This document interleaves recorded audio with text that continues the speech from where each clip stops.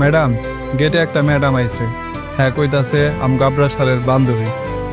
আপনার আমি বিদেশে পড়াশোনা করার সময় রিলেশনশিপে ছিলাম। কি? এই আবরার।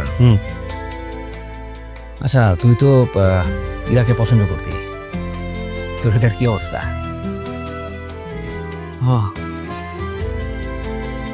আমার ঘরটা অন্ধকার করে দিয়ে আপনারা মা মেয়ে দুজনে কি সুন্দর হাসি খুশি ভাবে কথা বলতে বলতে যাচ্ছে। আমি ভাবি আপনি এসব কি বলছেন? আমার ছেলেকে আমি এমন শিক্ষা দেইনি। আপনারা আমার সাথে যা করেছে এরপর আপনি এই কথা বলতে পারছেন আন্টি?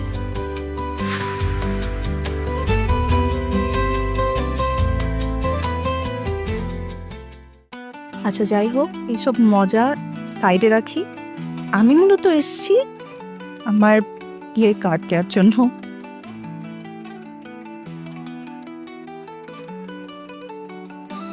আন্টি, আপনার কিন্তু ফুল ফ্যামিলি নিয়ে আসতে হবে, আবার রাগ টাগ করে কিন্তু বসে থাকবেন না আমার উপর। না মা, তোমার উপর রাগ করব না, আমরা পুরো পরিবার তোমার বিয়েতে আসবো। আচ্ছা, আমি তাহলে এখন উঠি আন্টি। আমার আসলে আরো অনেক ফ্রেন্ডের বাসায় যেতে হবে, অনেক কাজ আছে।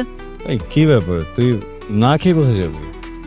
না রে দোস্ত, আজকে আর কোনো খাওয়া দাওয়া করবো না। আজকে আমার আসলেই যেতে হবে, অনেক কাজ আছে আমার। আরে আজও বস, পরে বাইরে গিয়ে কি বলবি? আপনার দাবা সে গিয়েছিলাম না খেয়ে এসেছি, তাই না? মা এগুলো কিন্তু করে সব সময়। ও তো ঠিকই বলেছে মা। না আন্টি, আজকে আমার আসলে উঠতে হবে। আপনি আপনাকে ভাবিকে আমি একটা হাক করতে চাই। আমি খুব সরি করার জন্য। আপনারা অবশ্যই আমার বিয়েতে আসবেন। হ্যাঁ, একদম র্যাপ করবেন না আমার উপর। আমি আসি তাহলে। ভালো থাকবেন আপনারা। তোমরাও ভালো। আসি, চলে আসবি। তুই দাদা থেকে গেছিস? বেশি কথা বলিস না। মা, ফ্রেন্ডদের তো বিষয়টা কিছু মনে করো না। তোমরা বসে, আমি একে বেঁচে আছি। কি যে করে, আমার তো হাত পা ঠান্ডা হয়ে গেছে।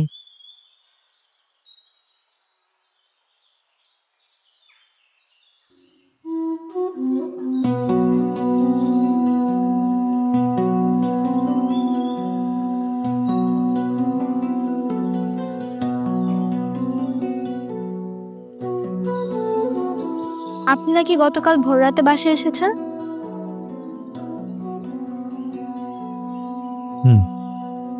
তুমি কিভাবে জানলে? মায়ের থেকে শুনেছি। আচ্ছা, ইমরান ভাই, আমি এখানে এসেছি আপনাকে সরি বলতে।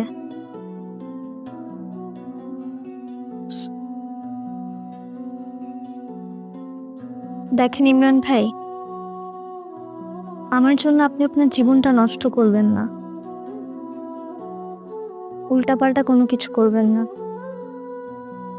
মানুষের জীবনে অনেক কিছুই হয়, তাই বলে জীবনটাকে তো ছন্নছাড়া করে দেওয়া যাবে না, তাই না?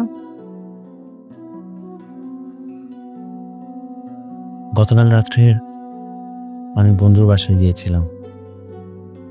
আমরা দুজন একসাথে তাহাজ্জুদ আদায় করি। ফজরের নামাজ মসজিদে গিয়ে পড়েছি, তারপর বাসায় ফিরি।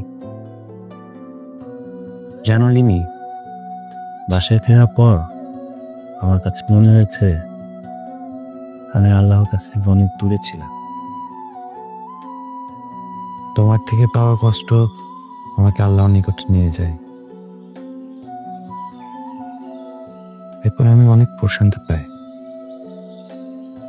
তোমাকে না পাওয়ার কষ্ট আমার থাকবেই, কিন্তু আমি বিশ্বাস করি আল্লাহ তাআলা আমার এই হৃদয়টাকে আবার প্রাণবন্ত করে দিলেন। আল্লাহ আপনার সহায় হোক। তোমার উপর আমার কোনো রাগই আক্ষেপ নেই, ক্ষোভ নেই। উল্টো আমি তোমার জন্য নামাজে দোয়া করেছি, তুমি যেন অনেক অনেক বেশি ভালো থাকো। এই তো। যাক, একটু শান্তি পাচ্ছি আমি, শুনে খুবই ভালো লাগলো। আচ্ছা, আপনি আপনার মায়ের সাথে কথা বলছেন না কেন?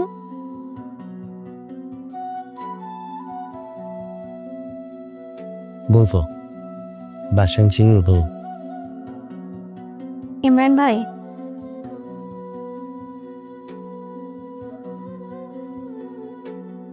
আমি আমার পরিবারের পক্ষ থেকে আপনার কাছে ক্ষমা চাইছি। ক্ষমা কেন চাচ্ছ? ক্ষমা চাওয়ার তো কিছু নেই। আমি তোমাকে ভালোবেসেছিলাম, আমি তোমাকে বিয়ে করতে চেয়েছি। আল্লাহ তাআলা আমার কপালে রাখিনি, তাই হয়নি। আপনি মানুষটা অনেক ভালো। মনের ব্যাপারটা খুব জটিল, তাই না? এই তুমি আমাকে বলছো আমি অনেক ভালো মানুষ, কিন্তু তোমার মনে আমার জন্য কোনো জায়গা নেই। আবার আমি তোমাকে পাওয়ার জন্য কত কিছু করেছি, কিন্তু তোমাকে পাইনি। আবার কেউ তোমার জন্য কিছুই করবে না, কিন্তু তোমাকে পেয়ে যাবে। জীবনটা আসলে একটা নিয়তির খেলা, আর এই নিয়তি লেখা থাকে আল্লাহর হাতে। আর এই নিয়তির বাইরে যাওয়ার ক্ষমতা আমাদের নেই। আমি বুঝতে পেরেছি। আমাকে নিয়ে চিন্তা করো না, তুমি ভালো থাকো, অনেক ভালো থাকো, সুখে থাকো। আপনিও ভালো থাকবেন, আপনার জন্য দোয়া রইল। আমি সেই মানুষটাকে দেখতে চাই, যে মানুষটা কিছু না করেও তোমাকে পেয়ে যাবে। তোমার বিয়েতে কিন্তু আমাকে দাওয়াত দিই, আমি আসবো। আসি ইমরান ভাই।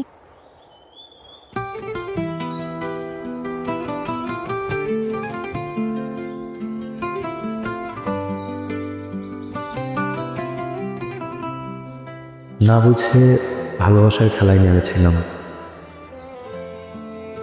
এই খেলা যেমন অনেক সুন্দর,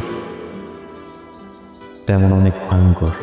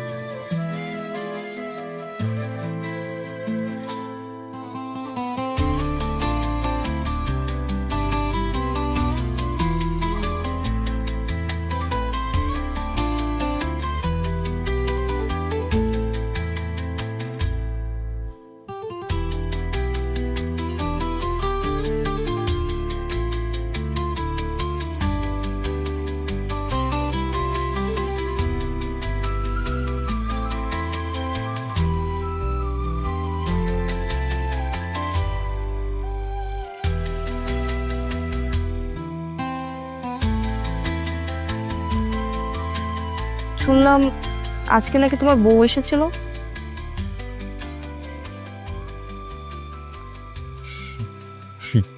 ফ্রেন্ড এসেছিল, মজা করে গেল। আচ্ছা তুমি কোথায় ছিল বলো তো? কত খুঁজে পেলাম না। শেষ পর্যন্ত আমার বাবার সামনে কামটা ধর্ম কি খুব দরকার ছিল? তুমি এখনো ভুলোনি?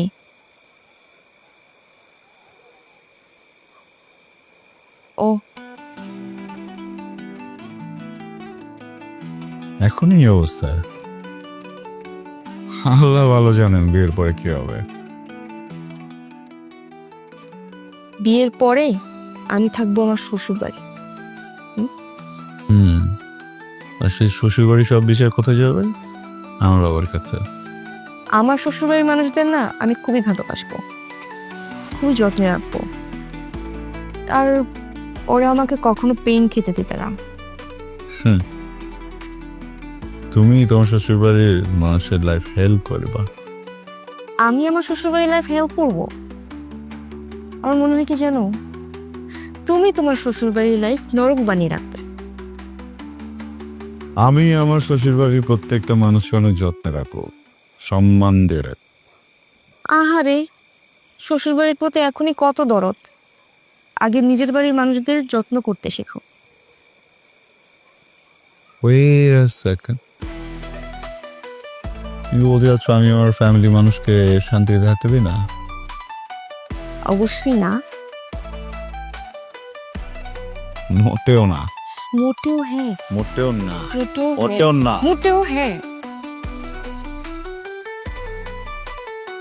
আচ্ছা যাই হোক, বড় আব্বুকে নাকি কারা চেক দিচ্ছে?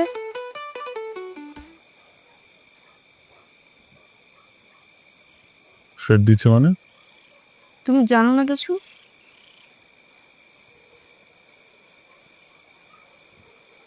বড় আব্বু একটা কোম্পানির বিজনেস ডিল করতে চায়নি। সেই ব্যক্তি বলেছে বড় আব্বুকে শান্তিতে বিজনেস করতে দিবে না। এত সাহস কার? আছে, মিনিস্টারের এক আত্মীয়। মিনিস্টারের আত্মীয় বলেই হয়তো বেশি গরম দেখাচ্ছে। দেখাতে দাও। আমার বাবাকে থ্রেট দিয়েছে, আমি তো ছেড়ে কথা বলবো। আবরার, এসব বলো না। এই জন্যই হয়তো বড় আব্বু তোমার সাথে কিছু শেয়ার করেনি। আর আমিও কত বোকা যে তোমার সাথে এসেই শেয়ার করে দিলাম। আল্লাহ চেয়েছে না বিষয়টা জেনে, তার বিষয়টা জেনেছে। আবরার প্লিজ, এটা নিয়ে কোনো কাহিনী করো না প্লিজ।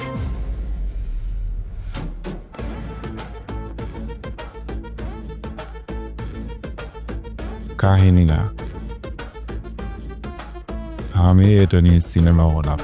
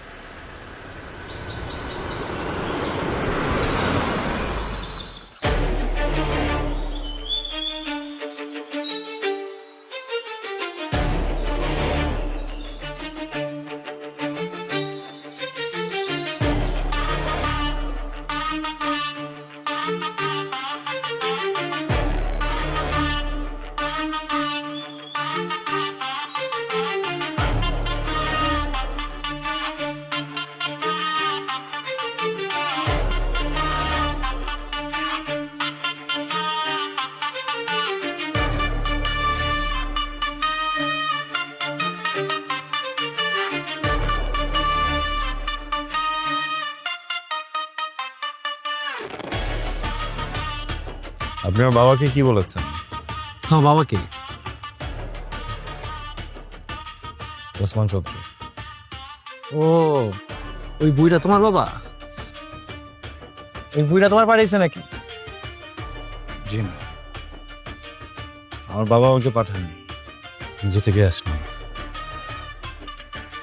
শুনেছি আপনি নাকি আমার বাবাকে থ্রেট দিয়েছেন, উনি যদি আপনাকে ব্যবসা শেয়ার না দেয় আপনি আমাকে বিজনেস করতে দেবেন না। তুমি যা বলছো ঠিকই বলছো। আমি এরকম আমি যা কই সেটা করি। আমি কৃষিমন্ত্রীর আত্মীয়। ও, তার মানে আপনি অনেক পাওয়ারফুল। আমি চাইলে তোমার ব্যবসা যখন খাই দিতে পারি। আর আমি মানুষটা না খুব বেশি একটা ভালো না। হ্যাঁ, ওটা আপনাকে দেখেই বোঝা যাচ্ছে আপনি মানুষটা খারাপ, ব্যাপক খারাপ। দেখেন, একদিন তো আমরা মরেই যাবো সবাই, তাই না? আপনি মরে যাবেন, আমি মরে যাবো। 2 দিনের পৃথিবী, কি দরকার খারাপ কিছু করার, তাই না? ভাবে চলে যেতে পারে। আমার বাবার হয়ে আমি 2 হাত জোর করে আপনার কাছে বিনতি করছি, প্লিজ। আমার বাবার বয়স হচ্ছে, ওনাকে এসব ঝামেলা ফেলবেন না। ওনাকে ওনার মতো ব্যবসা করতে দিন। ধর আমি তো তোমাকে কাছে চান্দা চাই নাই। আমি দেখতেছি তোমাকে ব্যবসা কোম্পানিতে খুব ভালো ইনকাম, ভালো ক্যাপিটাল, ভালো শেয়ার ভালো। আমি তো একটু শেয়ার হোল্ডার চাইছি, যে আমি একটু শেয়ারে বিজনেস করবো। এর চেয়ে ভালো তুমি তোমার বাবারে গিয়া বুঝাও আমার যেন সে শেয়ারে রাখি, সেটাই ভালো। তার মানে আপনি আমার বাবাকে একা ছাড়বেন না? না, দেখেন, আমার আসলে স্পিড পার্সোনালিটি জানেন তো না? এর মানে কি? আমি শিওর আপনি জানেন। আমার যে চেহারাটা দেখছেন, এটা কখনো আসল কখনো নকল, মুখোশধারী মানুষ। এখনই ভালো, এখনই অন্যরকম। একবার আমি সুন্দর করে বুঝাই, ভালোভাবে বুঝাই। কিন্তু এখন আমি আপনাকে যেভাবে বুঝাবো সেটার জন্য আপনি দায়ী, আমি না। কিন্তু যেহেতু আমার মন বলছে এইভাবে একজন মানুষকে বোঝানো ঠিক না, তাই আপনার কাছে ক্ষমা চেয়ে নিচ্ছি। আমি আবারও মাফ চাচ্ছি আপনার কাছে, হাত জোর করে বলছি, I'm sorry.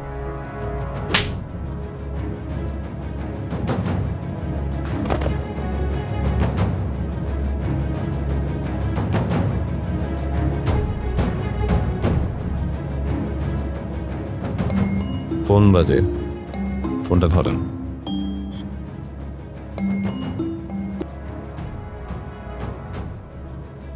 জি ভাই, জি ভাই, জি ভাই, হ্যাঁ ঠিক আছে জি ভাই, এখনই যাবো। জি ভাই, জি ভাই।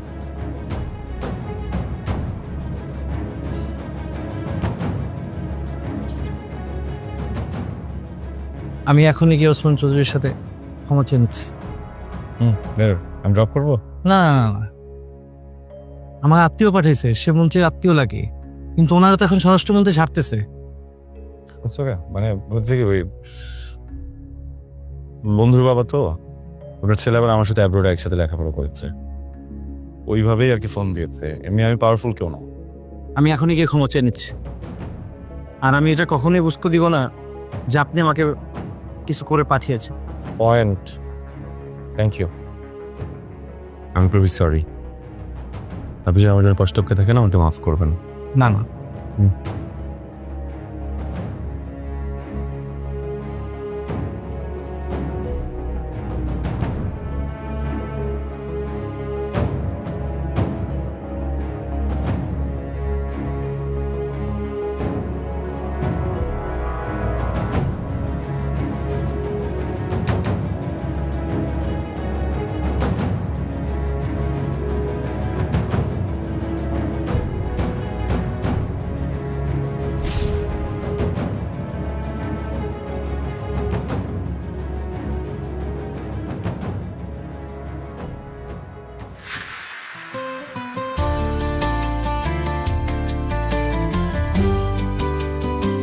আপনি নিজে ক্ষমা চাইতে আসলে?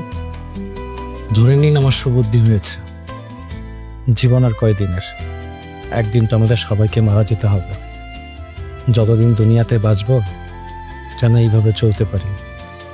ব্যাংকে যে টাকাগুলো জমা ছিল সেগুলো সবই তো খুইয়েছ, তা না হলে তো হজে যাওয়া যেত। তুমি কি করে জানলে? তুই বলেছে? আশা ভাবি বলেছে, ওই যে তোমার কলিগ আকবর ভাইয়ের বউ। আচ্ছা চলো না, আমরা সবাই মিলে একটা ফ্যামিলি পিকনিক করি। বড় আব্বু, বড় আম্মু, তুমি, আমি, ভাবি, ভাইয়া, পায়াস, সবাই মিলে একটা পিকনিক করি। Good idea. অনেক বছর আগে একবার গিয়েছিলাম। যাও যায়।